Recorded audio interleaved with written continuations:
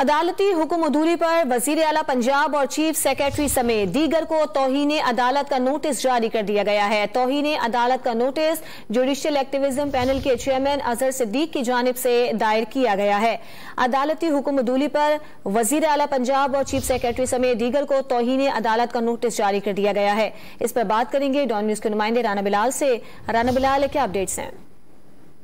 वज़ीर आला पंजाब और चीफ सेक्रेटरी पंजाब को तौहीन अदालत का लीगल नोटिस जो है वो एडवोकेट अजहर सिद्दीक की जानिब से जारी किया गया है और ये जो है वो लीगल नोटिस वज़ीर आला पंजाब, चीफ सेक्रेटरी और इनके पर्सनल जो सेक्रेटरी हैं उनको भिजवाया गया है, जिसमें ये मौक़िफ़ इख्तियार किया गया है कानूनी नोटिस में। तो तौहीन अदालत का जो नोटिस है वो डायरेक्टर PH उमर जहांगीर को ओहदे से हटाने के हवाले से जारी किया गया है।